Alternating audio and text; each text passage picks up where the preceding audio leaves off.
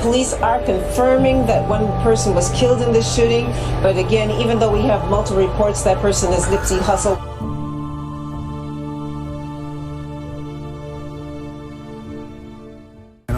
Man, it's my little cousin, man, little turtle, my name from the Dino, the power respect, you know what I'm saying? Right. From all the way from San Bernardino. Rest in peace, Nipsey Hussle, man. Rest in peace, man. Right. All through my teenage years, you feel me? Right. All the way to me being 28 years old, man, I'm inspired by this dude, you feel me? Where was y'all when y'all found out what happened to Nipsey Hussle, man? Man, I was sitting in my car with my sunroof open, man, and I was actually listening to his music. He actually told me. He came and told me, and I was in the house when he walked off. I leaned back on the bed for like 10 minutes. I looked up. I'm like, damn. Yeah, man. I was actually listening to. I was listening to Mailbox Money. You know what I'm saying? I was listening to Mailbox Money. Been here for a while. You know what I'm saying? When I heard about the news, it broke my heart. Massive crowds at the scene where Nipsey Hussle was shot down. Fans say the turnout is a testament to what he meant to the community where he grew up and inspired others. I'm sitting right here across the street. They run outside. Nipsey got killed. Nipsey dead. Nipsey dead. Y'all showing us this black and white footage, right? Then y'all showing us footage of y'all taking him to the ambulance, still doing chest compressions. At the end of the day, that's not just an artist. You know what I'm saying? That's an entrepreneur. That's a mogul. You know what I'm saying? That's a hood president. Like, you know what I'm saying? He speaks for the youth. He speak, you know what I'm saying, to motivate us, hustle, you know what I'm saying, make sure we putting money in our pockets, make sure we taking care of our family, our kids, you know what I'm saying. What he was saying was real. Yeah, you can relate to it if you really come from that, then everything you know exactly what he was saying. Where were you when you found out what happened to Nipsey Hussle? I was in Fontana, but I stay in LA. I stay in Fontana. Was you shocked when you found out about the news and thought? Crying. That's all I did was just cry. Yeah. Just cry. I couldn't believe it. It felt like a bad nightmare. It was Sunday. I had just got back from church. And then my phone, like, it notifies me about the news and stuff. And I got a message that said Nipsey Hussle has died. And I'm just like, no, like, please. Like, you thought it was a joke? Yeah, I'm like, please, that cannot be real. And I'm just freaking out. And I'm just telling my sister, like, what are you talking about? Like, it's like, Nipsey Hussle just died, girl. And I had to do information, of course. I had to research to see what it was about. And yeah, they confirmed he died. Man, look, when Nip died, trust me, everybody follows somebody motherfucking page, my nigga, to where they got that shit too. The rapper tweeted shortly before the incident, quote, having strong enemies is a blessing. I'm inspired, obviously, you know, I want to get back in, make some new music, humbled. I know how much we put into the album, so, you know, to be recognized, it mean a lot, you know, for my team also, everybody that worked on it. We just excited and you know, happy to be here. Celebrities took to social media immediately to mourn his loss. Nipsey is survived by his 2 children, Cross and Imani.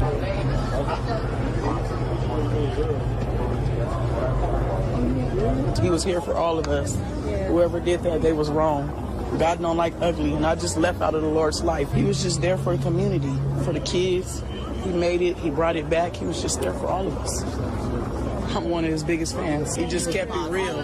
He was positive. He just kept it real. And we was playing his music, and we was listening to it, and he pulled up. He was like, I seen him. I didn't know who he was because that's when he first started. I didn't know his music. He was like, oh, that's how you greet me? And I'm like, what? And then my brother baby's mama was like, huh?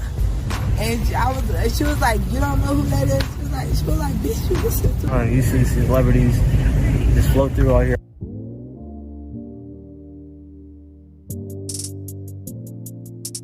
He helped a lot of people out, you know, people who smoke dope. I love what he did for the community, for Los Angeles, you know, and a lot of people see him more like to be honest, like a second Tupac. Like, he was really like a big person, you know what I mean, to everybody, like, out here as of Los Angeles, California, you know, and I loved his music. His music was very real. It was not like just music you hear nowadays that don't make sense. His music made a lot of sense to everybody. No, awarded, Grammy-nominated person, you know? So it hurts, and it hurts the community, all these people, you know, they love him. We love him. I love him, you know? Do you know how kids spell love? T-I-M-E. You know, not only kids, it's people in general. You know, time is how, when somebody gives you their time, how you really know. I read somewhere that the highest human act is to inspire. and we all are in search of inspiration every day. So events like this and just opportunities to be able to either inspire or be inspired, I think, is what creates movements, you know? We all have the capacity to inspire people. Trust your gut. Okay. You know what I mean? If anything, I say, you know, gamble on yourself, trust your gut, because it wasn't the most conventional idea as far as just the way we put it out, you know, us choosing to stay affiliated with just ourselves as far as like cosigns and all that. Mm-hmm. But it ended up working out.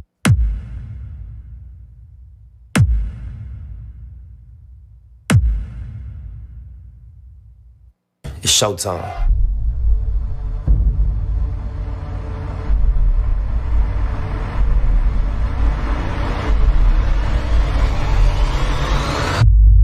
Long-winded, running through this life like it was mine. Never settling, but setting every goal high. 1,000 burpees on the path to my own destruction or success. But what is a mistake without the lesson? I'm prolific, so gifted. I'm the type that's gon' go get it, no kidding. Breaking down a switch in front of your building. Sitting on the steps, feeling no feeling. I was raised by my mom. My pops raised me too, but I lived with my mom. So, you know, the culture that was in my house was American culture, American black culture. But I always knew my name was Aramis Ascadon. So just from school, from elementary school, you know what I'm saying, there wasn't no, you know, not understanding that, you know, who I was as far as through my pops. But, you know, I always identified with American culture until I went back out there. Like, I always consider myself African through heritage, but, you know what I'm saying, in my mind, I was an American. I was born and raised in LA in the 60s, you know what I mean?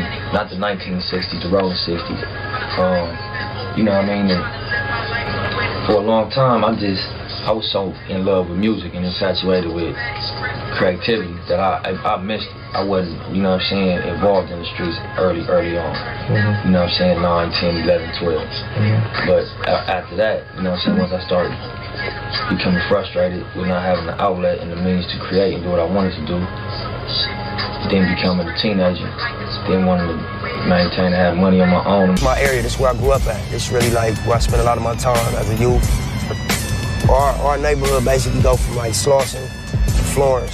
A lot of people got killed out here on these streets.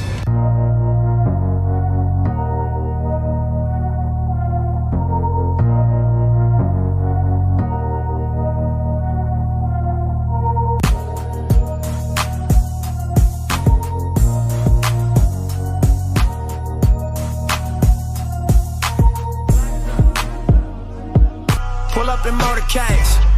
I got a show today. It's all I'm trying to do. Hustle and motivate.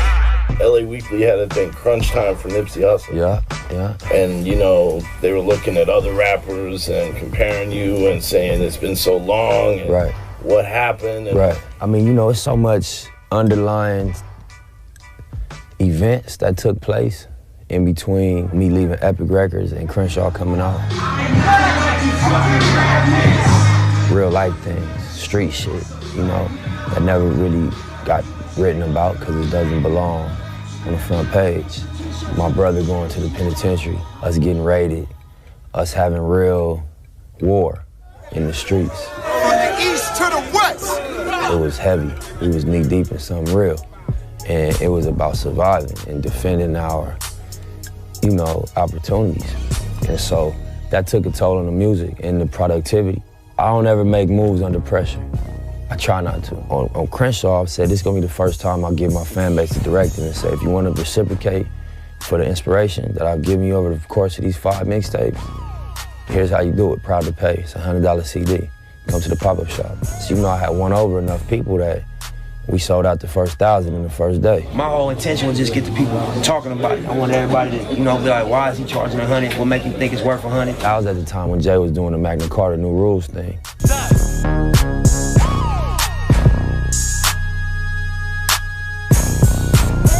I'm conscious that there's a intentional pushback from allowing, we could unpack each one of those people that look like me.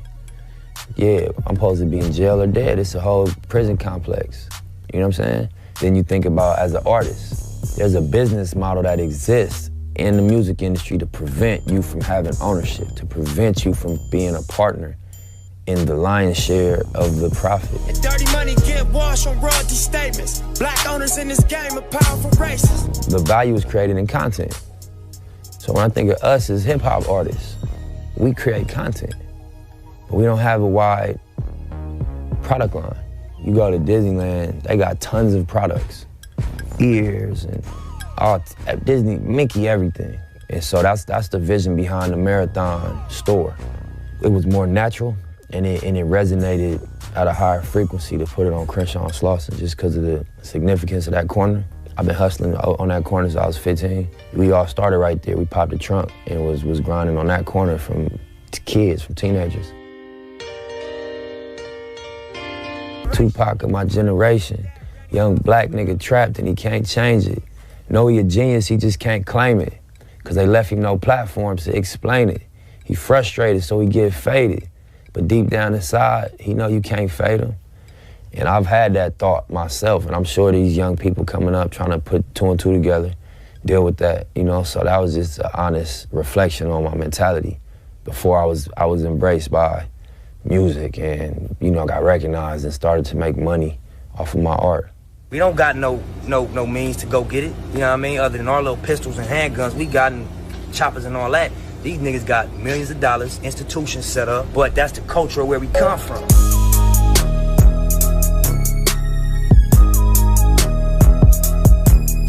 This is my daughter, Imani Dior. Is this your first Grammys? Yes. How are you feeling? Good. Dad, how are you feeling? I feel great, incredible. How did you feel when you got the call that this body of work, because you put a lot into it, it received a lot of great buzz, a lot of great feedback, but it was also being recognized by the Academy. Right. It's my debut album, you know, so for my first one out the gate, it's like, you know, it was overwhelming a little bit. You know, it was, like I said, inspiring, you know, humbling, you know, a combination of feelings. Do you feel any of that sophomore album pressure now? You know what? I don't. I feel like, you know, you get one chance to make a first impression. You know what I mean? And from there, it's about consistency. So I feel like we put a great foot forward on the first one. We're gonna go back in strong. I love that. How are you gonna celebrate tonight? Man, I got a music video to shoot in the morning, so we might take a shot and we gotta get back at it tomorrow. Yeah. Back in this bitch like I never left. Stand for some shit that you never read. Fans, family, and closest friends all agree he's one of the realest MCs out there of his time. Now, this title isn't just because of his rhymes talking about the life in South LA, but because he's creating change in South LA. All my life, I've been grinding all my life, all my life, been grinding all my life. Sacrifice, hustle, pay the price. 7 mixtapes, a chart-topping studio album, and a lot of Nipsey Hussle's lifelong grind is paying off, and now the 33-year-old rapper is paying it forward in Crenshaw. My career started right here. This community put me on. Yes, sir. Nipsey started in this parking lot on the corner of Slauson and Crenshaw. He used to sell his unsigned mixtapes out of the trunk of his car. Now, you actually own half of this lot. Yeah, me and my family, Black Sam, Adam, my pops, you know, the whole team. He also owns Marathon Clothing Store, which not only sells his label, but lets his visitors use an app to enhance their shopping experience. We playing a long game. We don't want the money to stop when we go. When we can't work no more, we want it to outlive us. We want it to be generational. You know, and next door, a basic needs shop. They sell everything from prepaid cell phones to fragrances. And at both stores, Nipsey hired local artists. It's Tanny. Hi, one Tanny. of our, I'm Leah. Partners and up-and-coming artists. Okay. By the end of this year, Nipsey will also open a barber shop. And so we gonna call this Steve's. And it's named after my homeboy Fats. You know what I mean? This is a tattoo of him right here. He was murdered last year. And a Creole seafood restaurant. And everything. All the equipment was brand new. All of these businesses are family-owned and operated. Nipsey says businesses are only part of the change. For true change, he's starting with kids at 54th Street Elementary, an area plagued by violence. Yeah, I think it's just about offering a new identity, you know? Like it is It's not weak to be strong. It ain't weak to make smart moves. He hired a local artist to help spruce up this basketball court. And I see in the inside, it's got safety, respect, friendship, kindness, community, principles, to live by. And an attempt to attract entrepreneurs to the community. His latest business venture is Vector 90, a co-working space in the Crenshaw district. It's very important that co-working spaces or spaces like this exist in communities like this for people of color, where we can have resources and spaces to work and to network and to meet with people and collaborate with people. That's why all my life I've been grinding all my life. Look. So, for a young boy from Crenshaw who started with nothing, I got you, big dog. Let me sign that part of the front. Nipsey Hussle has given everything: hope, opportunity, and resources for his community to grind and succeed. Meditate and get into yourself and find out what's really motivating you. Very inspiring. And he's not done yet with building up that area. The first floor of that co-working space will be a STEM center for young people. Nipsey also teamed up with Puma to revamp that basketball court for the kids as well. And Nipsey Hussle will also be stopping by Good Day LA tomorrow morning. All right. Nipsey may not have noticed me, but I did a backpack giveaway with him about 3 or 4 years ago. So he's so busy now. What's up next? So he says he has some announcements to make, but he wouldn't spill the beans. But maybe he'll share it tomorrow morning on Good Day LA. But he does say he has something in the works. He's a serial good guy. Just got so much good going just on. all around, community. Good. Entrepreneurs. Nice. Local All right, Leah. stars. Nice story, Leah. Thank you. Well done. Hey, what's good, Lauren and Nip? What's up, man? Happy birthday. Happy birthday, Lauren. Thank you. To this boss, phenomenal woman right here. It's her To your CA. what? To my wife, to my girl. Happy birthday. Hey, congratulations. Congrats. OT. Hey. What's the new single? What's the name of the new single? Bay. Hey, what's up, T? Hey, y'all here. Hey, hold on. I tripped, so y'all gotta give me a good one. 60th Street. Hey, congrats on your nomination, by the way, sir. man. Thank you. We look forward to you. What do you feel about Mac Miller, getting nominated as well? God bless you, man. That's my Do you God. feel like Nipsey Hussle. Well, one of tonight's Grammy nominees for Best Rap Album, South LA's own Nipsey Hussle. He may not have taken home a statue, but he's just getting started. I grew up in LA in the 90s, in the Crenshaw district. I was raised by my mom, grandma. She was real, just big on keeping a tight family and big on love. That was my home life. Then outside, it was LA in the 90s. Outside, it was a little chaotic. Now, how old were you when you started writing lyrics? Probably like 9. In a 2006 interview with Davey D on Hard Knock TV, then 21, Nipsey talked about the roots of rap. It comes from struggle. People gotta express their struggle. When you ain't got no other means of liberating yourself, it's through spoken word and expression.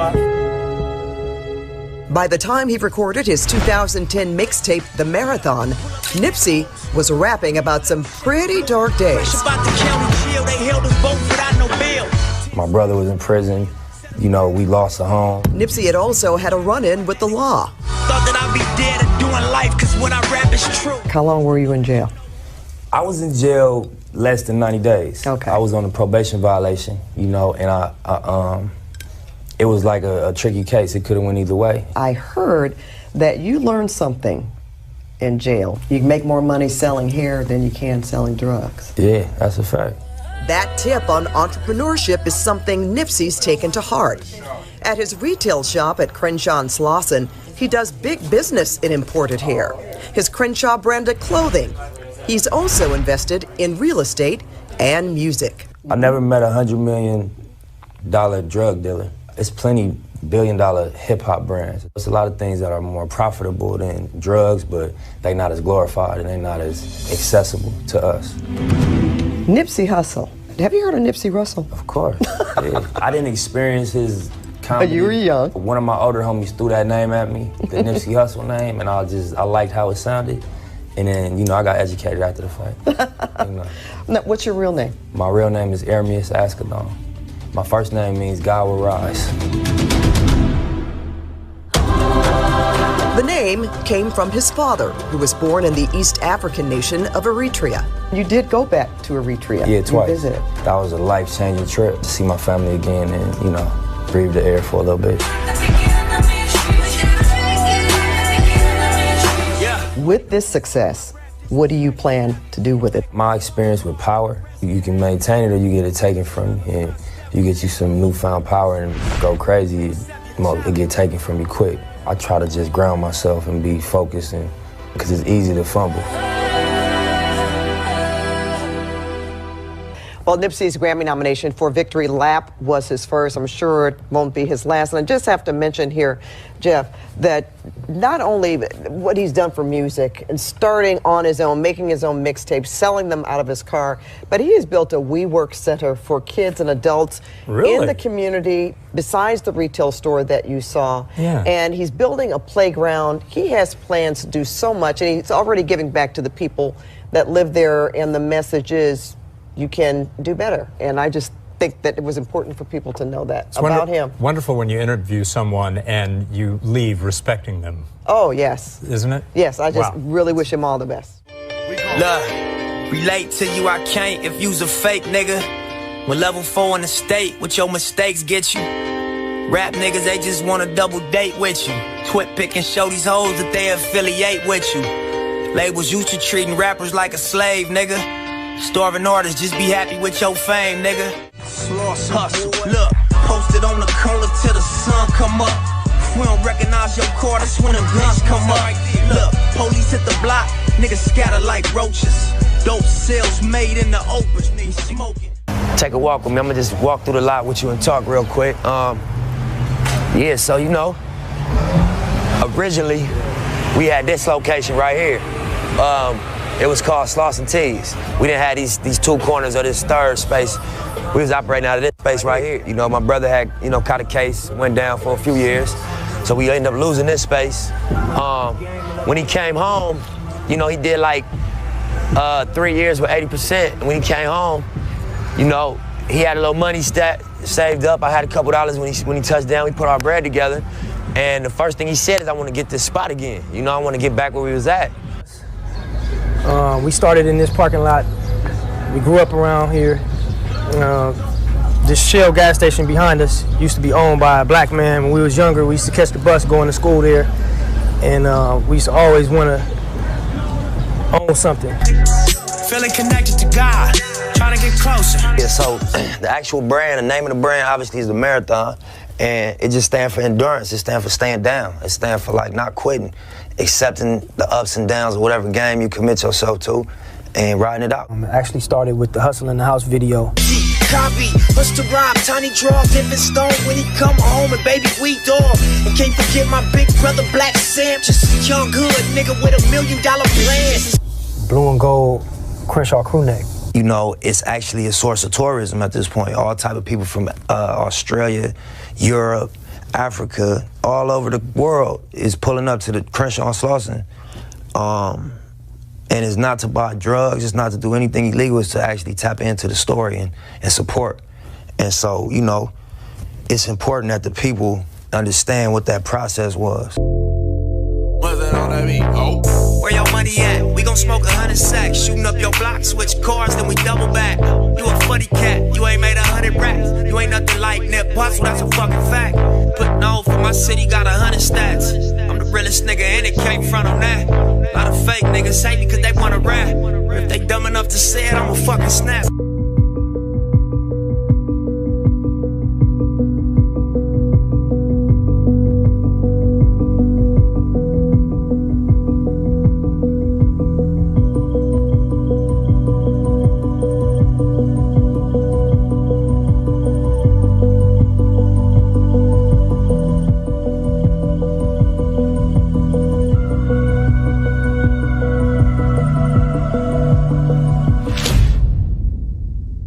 You know, we also want things of value that represent us. So, you know, June 17th, you know, we really proud to open the door. This was like 3-4 years in the making. We went through a lot of stages with this, and everybody put their blood, sweat, and tears into it. So, June 17th, Crenshaw and Slauson, Marathon store, flagship grand opening. Y'all come check us out.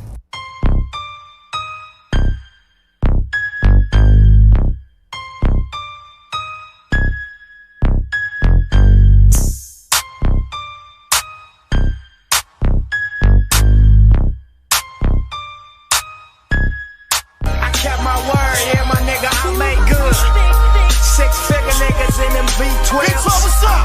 No 10 niggas, so you see well. My Cuban lane, that's 14K. My presidential, I wear it every day. It symbolizes how I'm enterprising. I came from Linton Dicky pockets, so I emphasize it. You check the file and niggas say I kept it silent. But fuck the rumors, money talks and you make less deposits. I dropped some videos, you should go check the comments. They love me all around the world, my nigga, what's your problem? Ain't got your chocolate with you, do you? No, I don't. Get that. You know what I mean? That ain't set up. You know what I'm saying?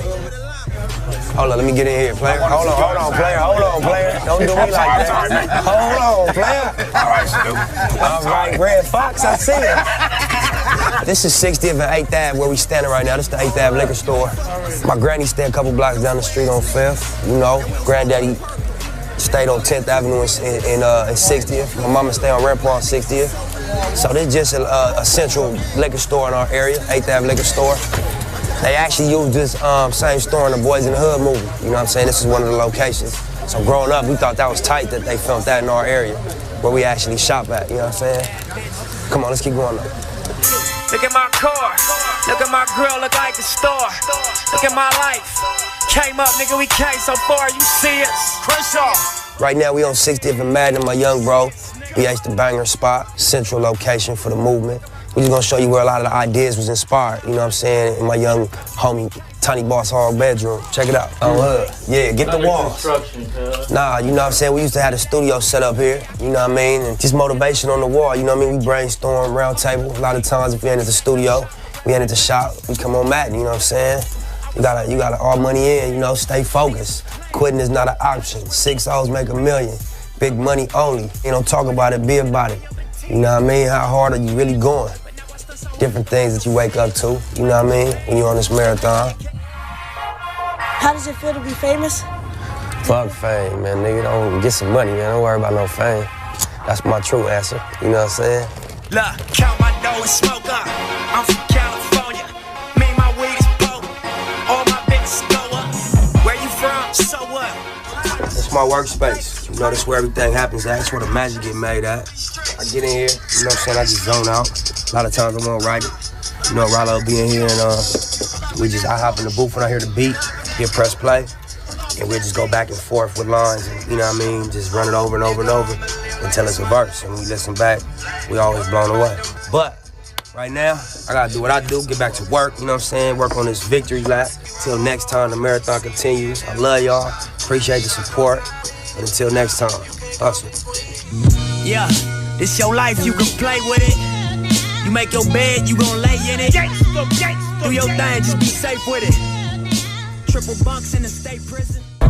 Nip could have taken his money and opened up a store anywhere. But of course, you know, real recognized real. All these different shades of people and all these people that came out. And it's hot as hell. They say we act crazy when it's hot. But we ain't acting crazy, man. So I just want to thank everybody for coming out. Also,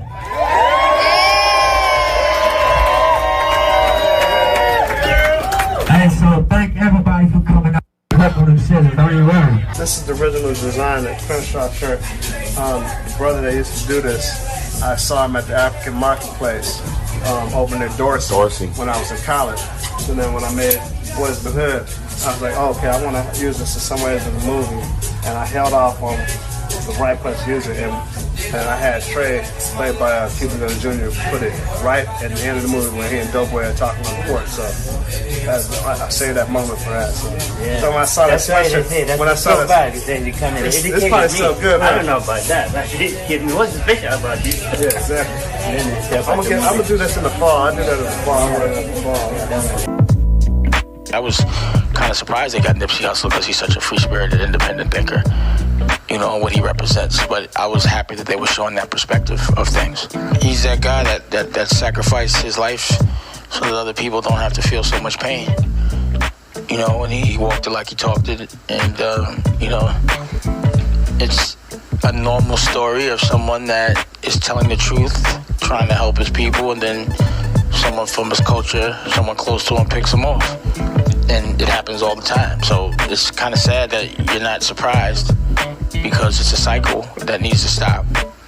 And that, you know, the good have to die young so the bad will learn from it. It sucks too.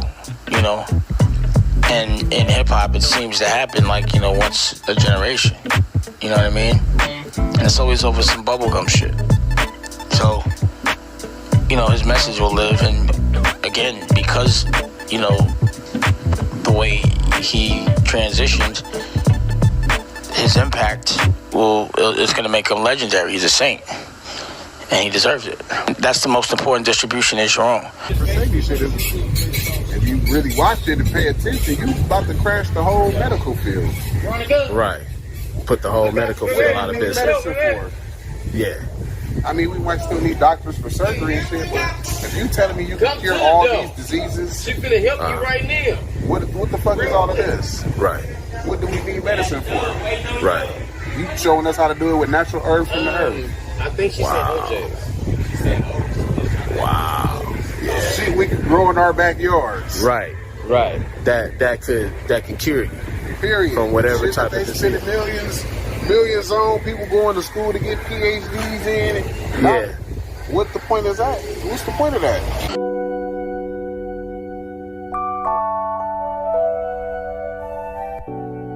I think the story is important. I think it's a powerful narrative. Anybody in this room, if I can say, hey, somebody cured AIDS, y'all be like, yeah, right. And then I can show you an example of him going to trial, proven in a court to a jury that he cured AIDS. Y'all be interested in that. And y'all would look into the way he did it, right? So I feel like more so than like championing his products or explaining his methodology, put some light on that case. He went to trial. A lot of things he did, right? But in 1985, he got arrested because he was printing in magazines that he cures AIDS and sickle cell and cancer. Yep. And they like, that's false advertisement, that's malpractice of medicine, all type of thing. He wasn't no doctor. He just used herbs and his understanding of herbs. Right. And he went to trial in New York. And he proved in the state of New York, on record, that he said, bring me y'all AIDS patients from y'all doctors. He treated them while he was on trial. If they down me, y'all better ride for me, man. Y'all better burn something down, man. I come up falling off the building or something, man. You know what I'm saying?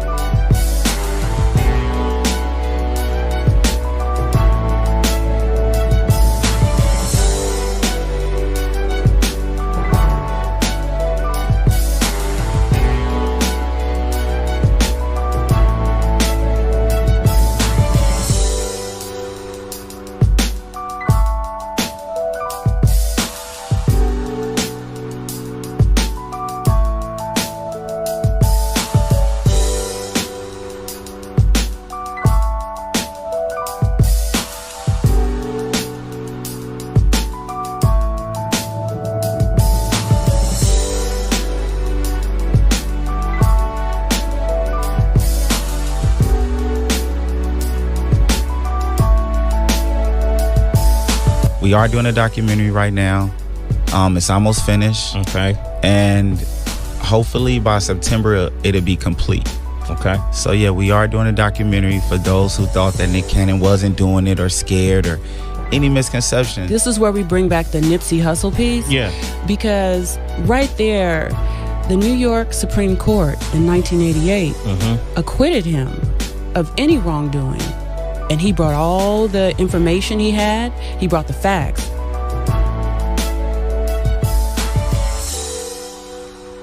Imagine this. Anybody in this room, if I could say, hey, somebody cured AIDS, y'all be like, yeah, right. Man, it ain't been 24 hours. We gotta pick up the baton and run it across the world. Look at all these tweets.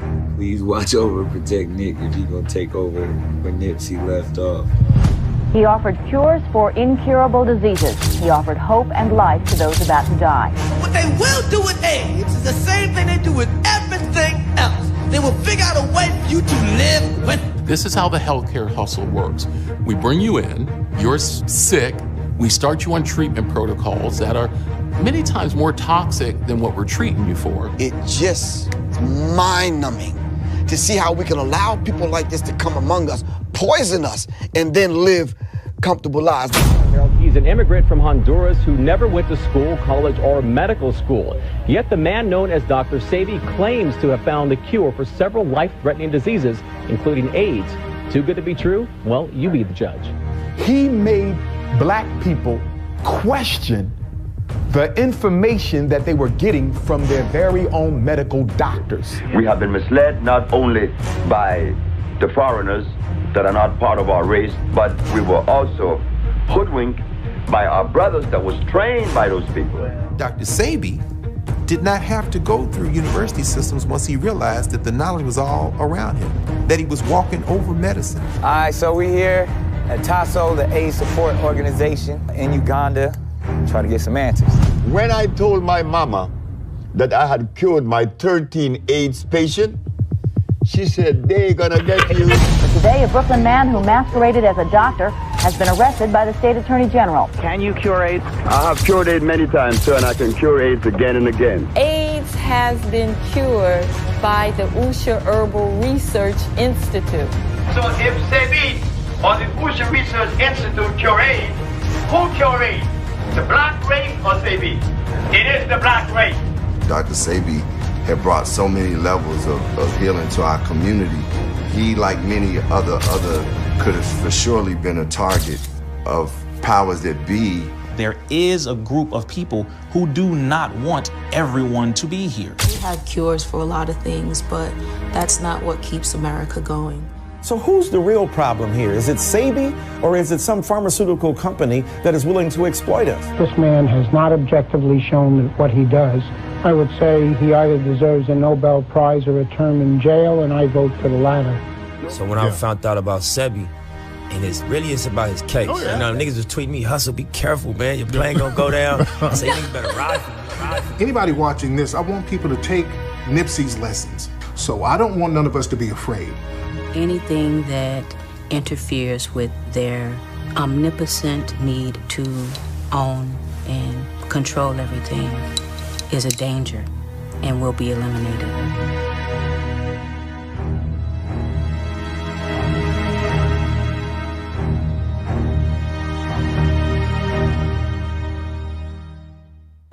Year-old Eric Ronald Holder. His identity has been confirmed, and Holder is now being held without bail. The suspected getaway driver in Sunday's attack has turned herself in. I mistakenly said earlier she'd been arrested on suspicion of being an accessory. I'm now told she is only being detained at this point, and she is cooperating with investigators. They say the shots were fired after Nipsey Hussle and the accused killer exchanged words about someone being a snitch. Also, the single most important witness, the getaway driver, told the grand jury she tried to turn herself into the LAPD and was turned away. In the moments before the shooting, a witness standing next to Nipsey Hussle says the rapper told Eric Holder, the now accused killer, that law enforcement had some paperwork on him. The word paperwork meaning Holder may have been cooperating with police, possibly as an informant. In testimony, the witness said he didn't know what Holder allegedly snitched about, only that it was the last conversation Hussle had before he was shot. Another witness said he heard the killer say, "You're through," to Hussle just as the shots were fired. Later, a deputy medical examiner explained Hussle was struck at least 10 times. A police officer and witnesses said the killer fired from 2 handguns at once. The testimony led to murder and attempted murder charges against Holder, who's pleaded not guilty. Also during the secret hearing, the woman who says she drove Holder from the scene seconds after the gunfire says she also overheard some conversation about a snitch, but this time it was Holder asking Hussle if he'd ever snitched. That woman was given immunity to testify. She says she saw Holder with both guns before and after the murder, and even though she heard the gunshots and says she helped Holder hide out, says she didn't think he'd committed the murder until days later. Now, I've received threats. My family, my children have been harassed and threatened. And, it's just really outrageous. I'm really kind of sick of it. I don't know when the people are going to realize that, I'm already battle tested. I don't play that. It doesn't interfere with what I do. I continue to practice law and represent my clients to the best of my ability. But you have these people who are saying these things and really, creating security issues for me and my family. Nobody can bully me. No one can bully me when it comes to, representing my clients and doing what I think is right. I'm a lawyer sworn to uphold the Constitution. That's what I do every day, included in the Constitution and the Sixth Amendment, and the right of every man charged with a crime to counsel of his choice. Just show the nigga going over him, popping him, and his body go limp. Nobody run and try to chase him. I mean, we talk about one of the biggest gangs in LA.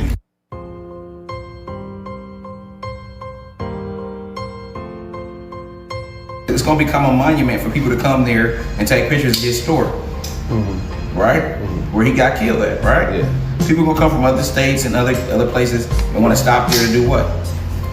Take pictures, be tourists and all that. But see and now it makes sense what you're saying, because check this out. 2 days later after he was murdered, all of a sudden they found the guy that killed him. 2 days later, that's so fast and quick.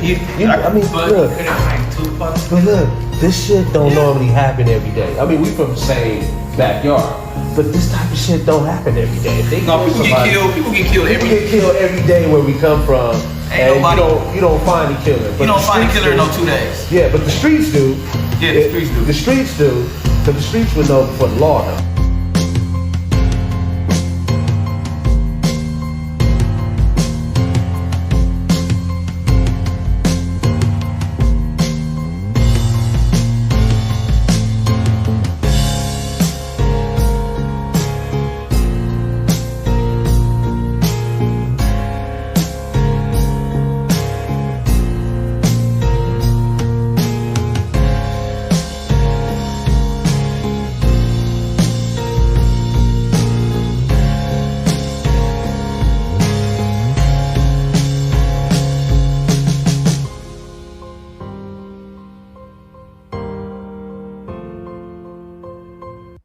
Anytime you try to get somebody the truth and you trying to change a community and try to make it better, they gotta get rid of you because they need to keep the corruption going as a balance. They need chaos. A snitch is gonna work for the police. That's what a snitch's job is to do. Work for the police. Who was the problem with? The police. He had a meeting with what? The police. The police did it. The police did this whole thing. He had a meeting with the police the week he was supposed to schedule with the police. Yeah. He was scheduled to talk with them about some things that they were doing corrupt in the neighborhood. It wasn't about community and all that, trying to change it. No, the police are corrupt, man.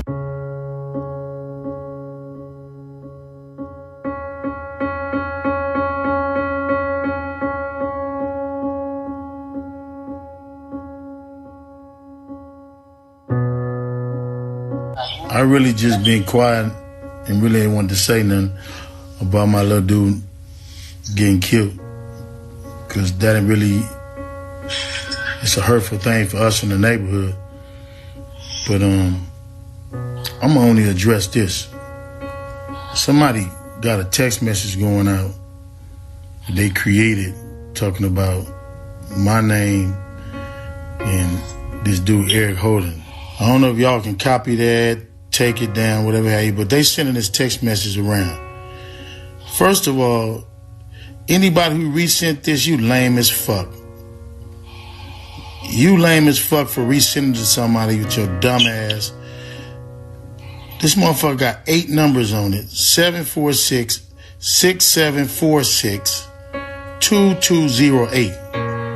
All right. Then it's talking about LAPD with a 746 number. Ain't no LAPD looking for me. Ain't nobody looking for me. You know what I'm saying? But it's just that same Suge killed Tupac, Puffy killed Biggie. Well, I ain't killed Nipsey and had nothing to do with it because I wouldn't have benefited from Nipsey. I didn't have no business with Nipsey. Nipsey ain't signed to me, wasn't signed to me. I don't make no money off the Crenshaw shirts. I don't make nothing off nothing. I create my own, I do my own.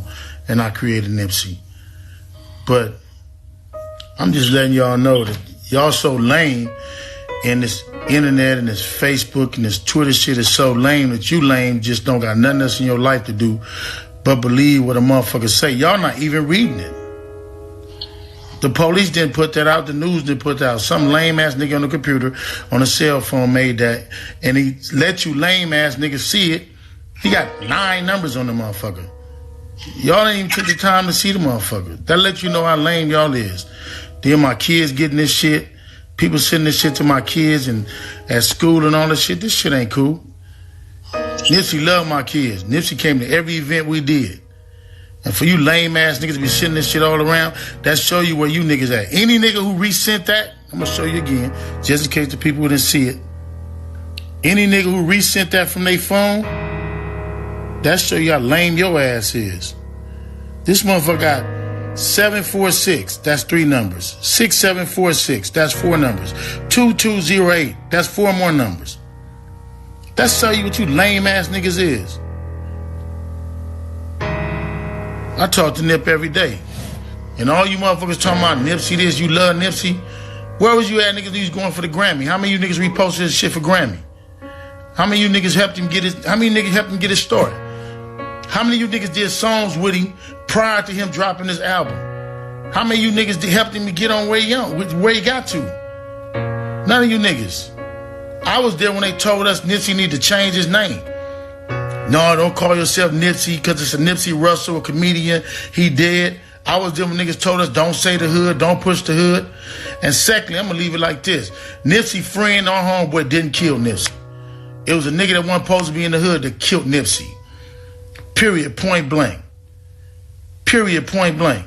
If you get fired from the post office and you come back and kill everybody at the post office, were you a member of the post office? No, you was an ex-employee of the post office. Clearly they say Nipsey told the dude he couldn't be over there. So how was they friends? Nigga, your friendship ain't no friend. You gonna tell him he can't be around? But that's all I'm gonna say about it. I love cousin. I mean, he knew it. I talk to him every day. But and anybody who mourning right, peace be to you. Stay focused. And all these lames talking about they don't want to do nothing in their hood, that's lame. It was the hood that supports you first. If you in anything successful, the first thing any label, whoever gonna ask you is, do you have the support from your hood? Is your people following you? How do you become successful without your people following you? Without your neighborhood? Somebody from where you are supporting you. Buying your music, sending your music, changing music. All that shit lame. If you don't want to do nothing for your hood, you want to get paid and leave your neighborhood, then do it. Don't use Nipsey as that.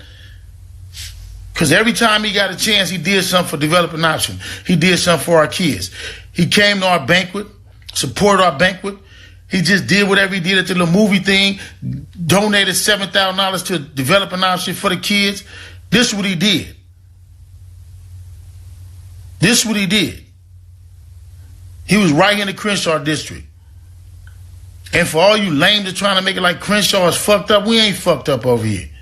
We got problems like everybody else. But y'all niggas is real lame with this text message, though. That's the only reason I'm saying something. But I love my nigga, though. We had our differences, but we got over it. When he got ready to push his music, he called me. He flew me to New York.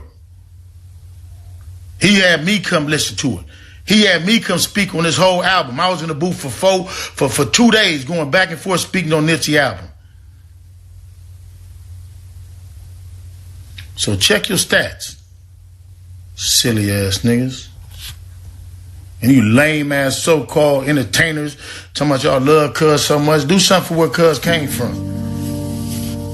Lame ass niggas talking about his homeboys killed him. His homeboys ain't did shit to him. That nigga won his homeboys. He didn't have beef with his homeboys. He didn't got into it, but it's like homeboys, nigga. We get past and we move on. Lame ass niggas. I'm gonna leave it at that. God bless the ones that loved him.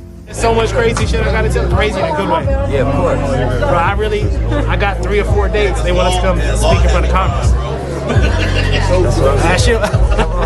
I just saw you on text one day, but they really waiting on me. They want us to go talk to Cory Booker. This motherfucker's running for president. Nah, let's go.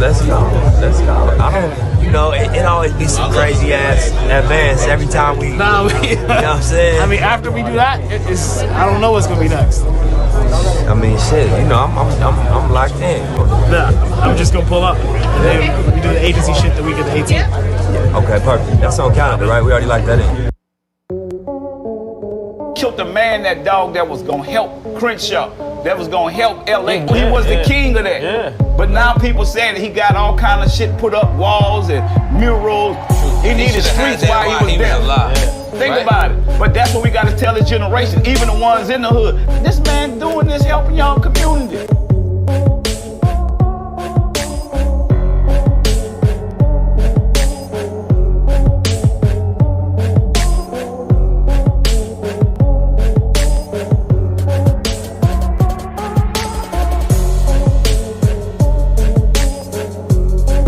I know it's been a long journey, long history, but this is exactly what we want to be able to do. Yes, our people from our neighborhood owning the dirt, owning the buildings, and building the kind of businesses that our community deserves. 100%. Thank you for that, bro. Absolutely, man. This is just full circle for me, just decades, you know, being in this area, in this parking lot, and then just everything going on outside of this. I think it's perfect timing. It's a perfect intersection for what we're doing with the music, trying to bring tourism to the area, just trying to improve, you know, the community. And I'm excited, you know. Dave, thank you for partnering, making it possible. The sky's the limit for real. That's right. That's right. Nah, it's exciting what we plan to do, and I feel bad because they spent so much time and put so much energy into making the Fish Shack, and Steve's Barbershop, but our plans for the future are to redevelop this into a mixed development, retail, and multifamily complex. Myself and my business partner by the name of Dave Gross. He's a real estate developer. He come from Wall Street. He's just a dope investor, and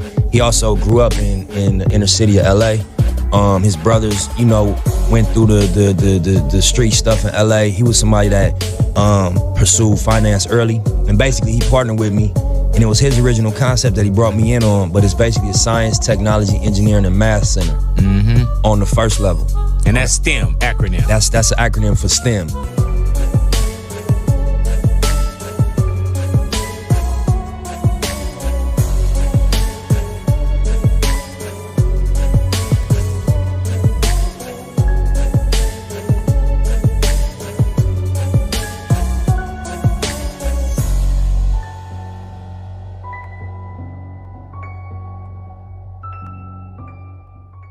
What's important about STEM is that all of the jobs in Silicon Valley require STEM knowledge. Right. So if you're gonna go work at Google, Facebook, any one of these billion-dollar companies that have very, very little diversity and that will hire just based on there's not a lot of qualified people. Skill. Yeah, that come Skill from set. our ethnic backgrounds. It's important because they saying that there's no pipeline, that these kids gotta learn so early that public inner city schools are not training them to go be a part of Silicon Valley. So the idea for Too Big to Fail is that we'll be a bridge in between Silicon Valley and the inner city. And it's a model that we're gonna scale. We're gonna start it in LA, and we're gonna go to Baltimore with a celebrity or an influential person from Baltimore, and then go to DC, and then go to Dago, and then go to Atlanta and create Too Big to Fail as a resource network across the country. But the other side of it is that it's a WeWork model, and WeWork is basically office space for rent without a lease. Right. So if I'm an up-and-coming entrepreneur, I don't got credit, I don't really have enough to make a full commitment to a 2-3 year lease, I can go in and a month or a week. Yes, or sir. a day. And even on top of that, the other side of it is that if you don't have cash, you can offer hours. If you're a young entrepreneur from the area and you live in the area and you can't afford to rent your office space with cash, you can say, I'll give labor and I'll come work for the operation, and I'll come help around the building in whatever way that you are a specialist in, and we'll prorate your hours based on you giving back time.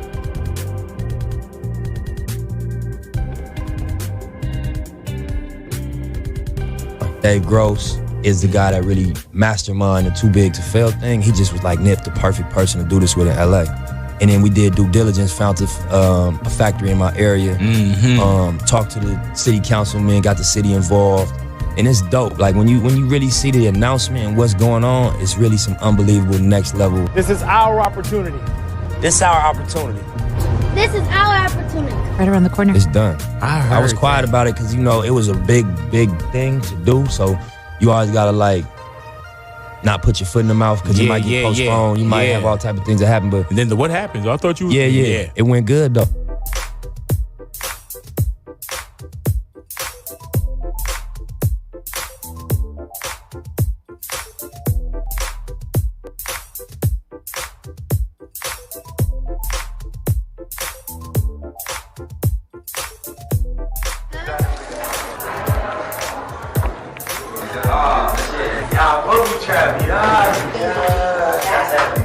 That's hard.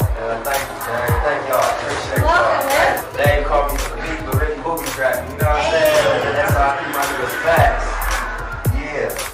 Come on, bro. Come on. Relax. Oh, yeah.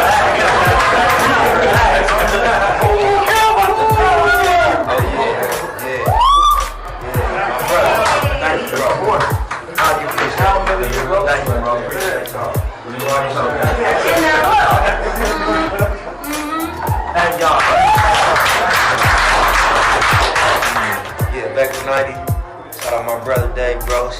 January, February, and we're gonna see what's cracking.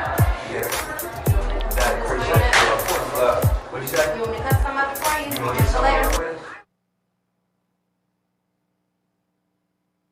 The fun thing about speaking shit into existence. Yeah. Because I don't know if people understand what a victory lap actually is. If anyone watches racing on any level where people are racing laps, victory lap is this. After you get the checkered flag, you won. Everybody else clear the fuck off the track because they lost.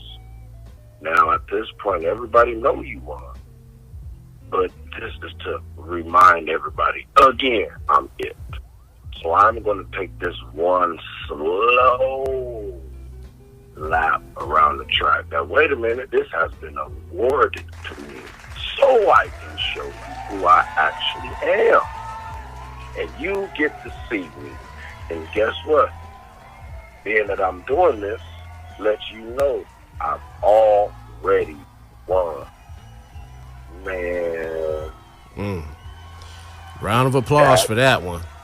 Man. That shit was so weird on every level, spiritually, universally, physically, gaming. It was just weird because, god damn it, motherfucker, Mozart might as well have made Victory Lap, dog. That shit is a fucking perfect. Like, what the fuck?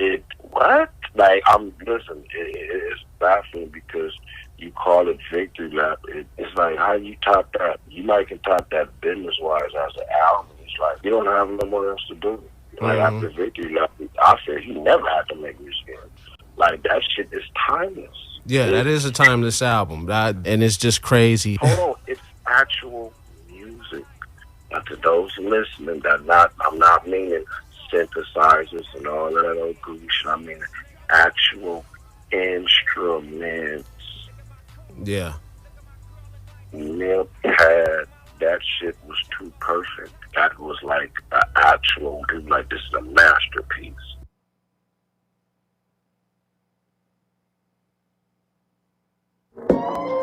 Isn't in the Lambo drowning out the music. Sip Dior with the flowers, 5 gold Cubans. Champagne while I shop, hope I splurge foolish. Closing escrow twice this month, both commercial units. Damn, I wish my nigga Fast was here. How you died 30 Well, y'all motherfuckers in all them years. Grammy nominated. keep posting all that bullshit. All this money, power, fame, and I can't make you red beer, but I'll wipe them though. Man, use this shit to motivate you to do something. And get the fuck off of IG, man. Unless you're trying to make me laugh. You niggas is whack, and you bitches is whack.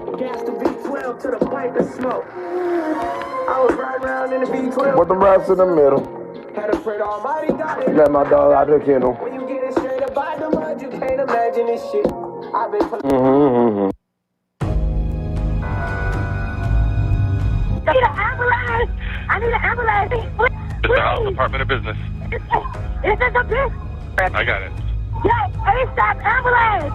We need ambulance. I have your phone number. Yes, yes. What's the emergency? Yes, who did this? What's the emergency? Oh my God. What is the emergency? Please hurry up. What happened? Please hurry up. What happened? Please hurry up. What happened? Somebody's on the phone. Wake up, you know what I'm saying, roll up. Now, let me jump on the ground. I'm gonna start jumping on the ground. And it's like, oh my God, what the fuck? Like, it was like, wait, I'm talking about it, people who I followed for this or people who I followed for that. It didn't even matter. The only thing you seen for 2 weeks straight was Nip, especially that night. So I'm like, oh shit, he dead. Yeah. Then, within 2 to 3 days, they actually showing the bullshit how it went down. I'm like, that was whack. Right. That was whack. I'd have been kicked off of Facebook 4 or 5 times just for trying to be honest about shit. Y'all showing whole murders. That's whack. Right. But at any rate, to me personally, that should happen. I'm observant, man. I think I'm observant by nature as I am many other things, but observer, I'm one of those. I promise you, bro, it felt like time stood still. I was way in Nashville, Tennessee. But when I say I felt LA, time stood still. Like if time didn't stand still, clearly the life was sucked out of the room, no doubt. Right. No doubt.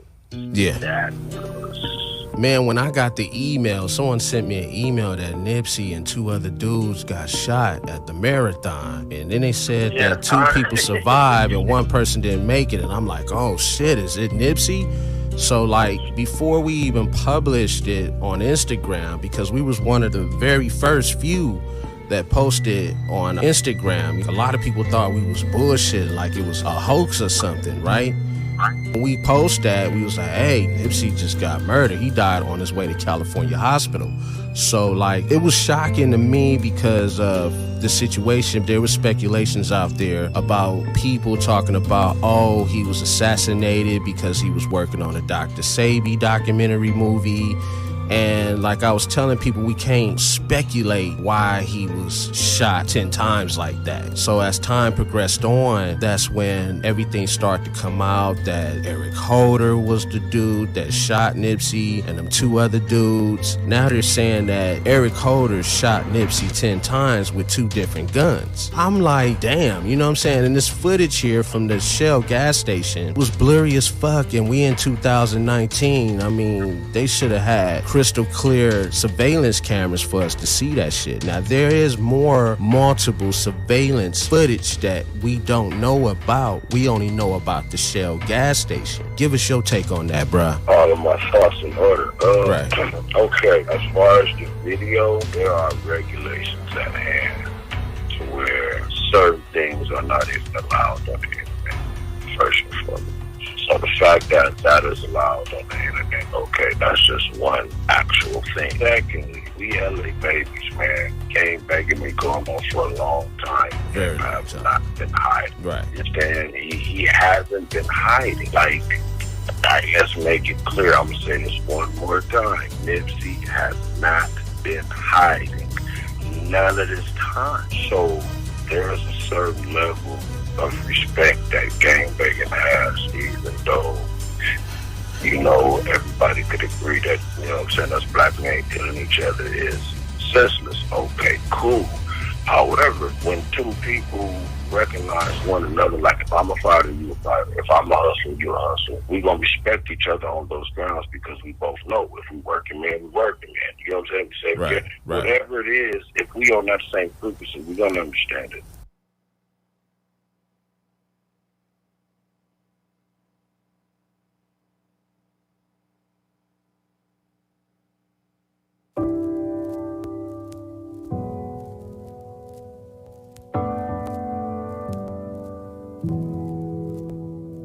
From San Diego, man. My name is JT. They call me Baby Looney, though. I was at the park with my peoples, man. Just finished playing basketball when we found out. I couldn't believe it because he got so much love in the whole state, not just his city, let alone his community, you know? Right. Like we couldn't believe it was real. Like I said, man, we just at his show the night before in Dago. Happened was at a concert, man. We felt him. He gave San Diego so much love, and we reciprocated that. But I never personally met him on a one-on-one basis. How do you feel about this green gate that they built for them to build this tower? Like, what do you think about that? Honestly, man, like I see both sides of the spectrum. I mean, of course, people want to come and show their love, but if they could build a tower to commemorate the man, why not do it? But at least keep the business open so people can come through, because there's other business over there besides that. Any take in regards to like Eric Holder getting charged for murdering Nipsey? You know, because I worked as a counselor, man, at a mental health facility for foster teenagers in San Diego, and mental health is a real issue, man. But from what I hear, like, dude shouldn't even be walking around to begin with. Nipsey's conducting high-level business and being a rapper. He knows you on paperwork. That speaks to how far that shit done got through the whole hood. You see what I'm saying? So again, it's not a secret, nigga. If this shit done got to Nip and you came to the next nothing is a coincidence. Like, you know what I'm saying? Like, ain't there are no. So my speculation, if any, is who fired this motherfucker up? Who amped this motherfucker up enough to it? Who was in Eric Holder's ear, if any? I've seen a couple things were sealed, man. I've seen a couple miscellaneous things, though, but it's not okay, though, man, because it's real ones getting killed, and for every real one getting killed, it's 1,000 buses walking around.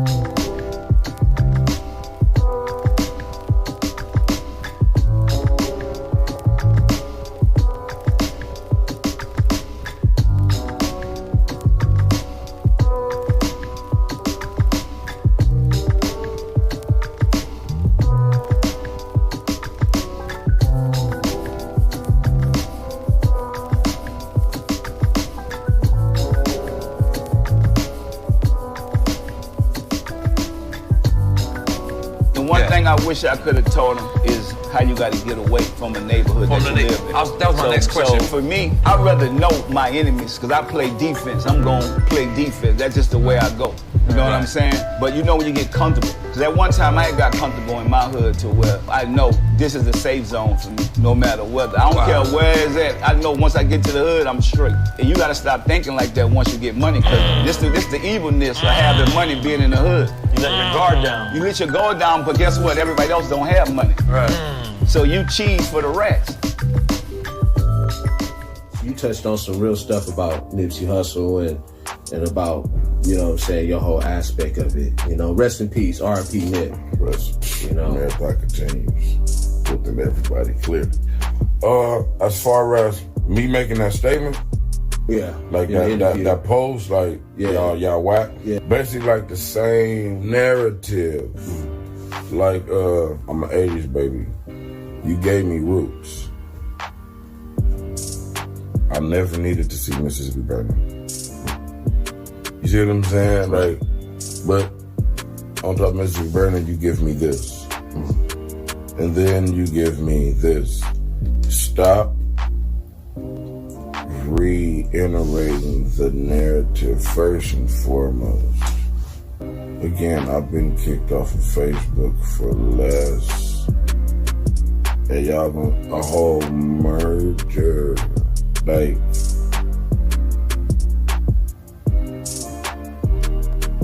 that whole murder had you fucked up when you seen that how it was in. And not only, but bro, look, man.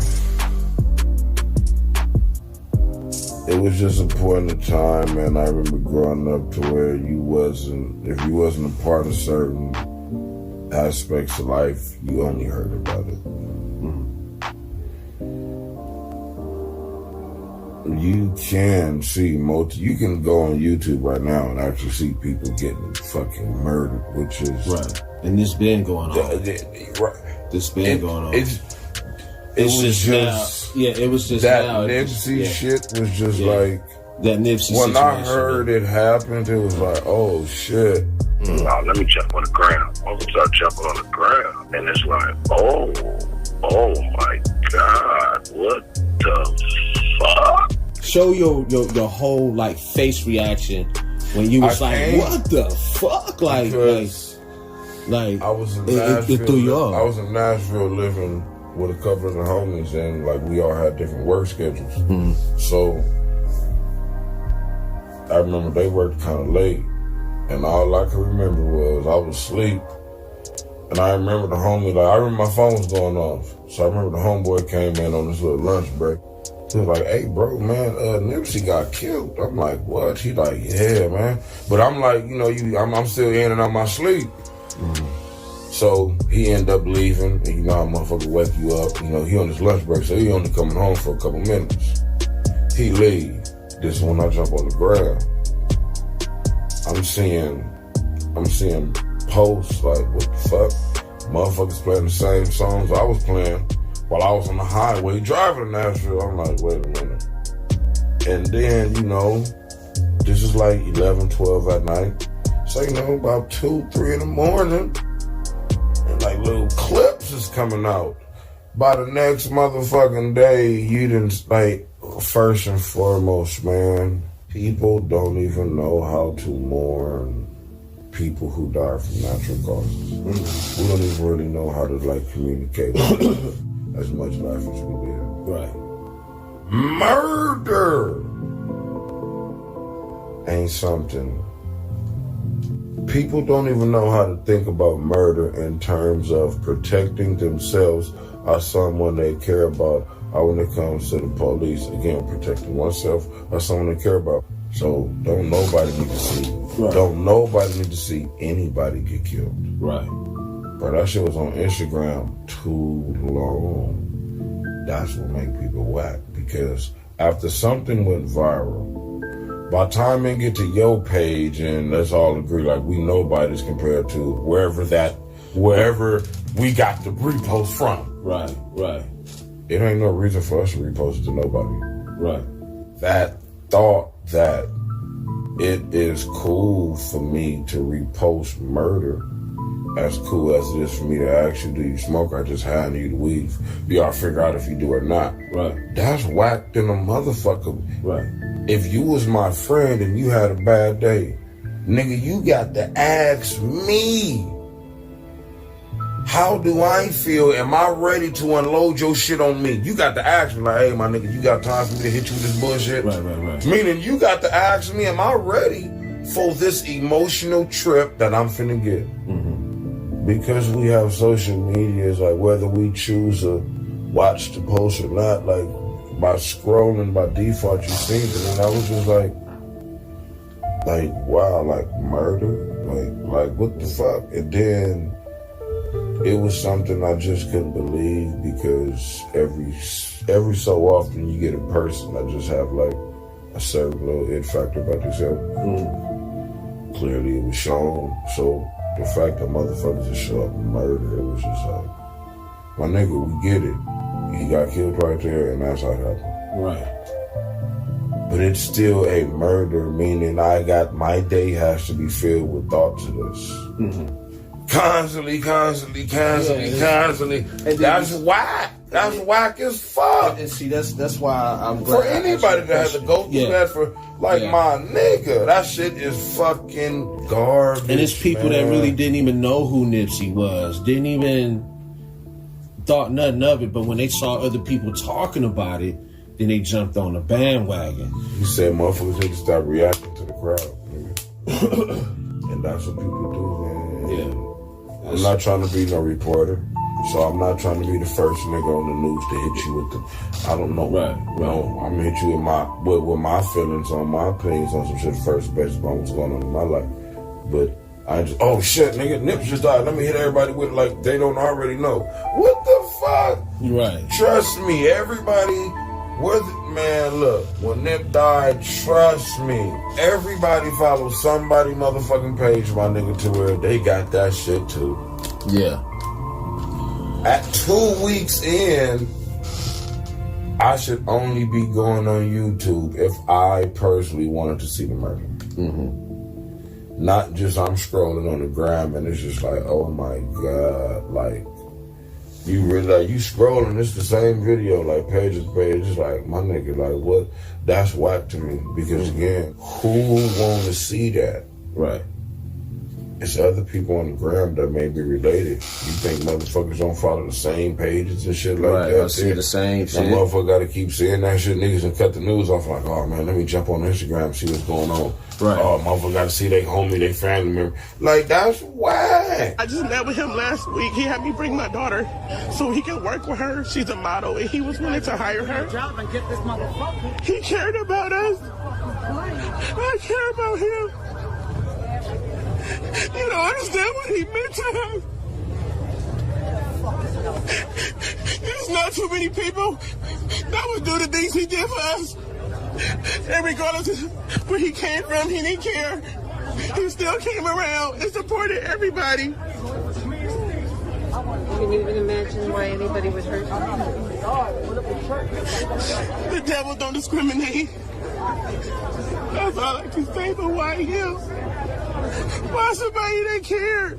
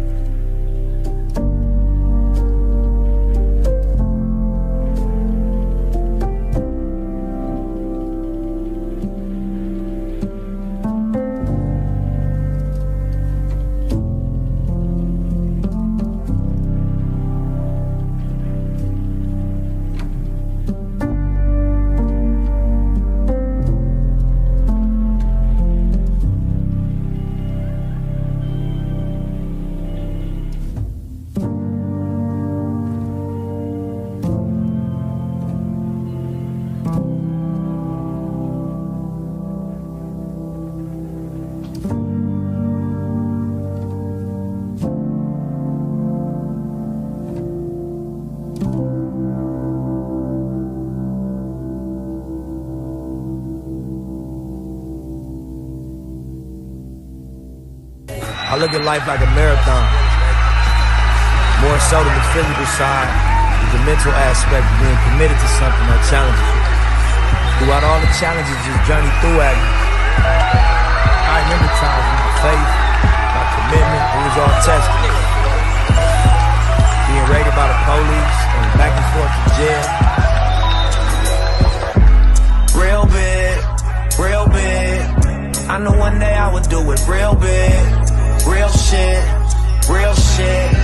I know what my real niggas feel is. Nighttime, love songs, and even see the stars, but we still wish. Real shit, real shit. Who would ever thought that we would build this? Tryna walk to school, get your jaw socked.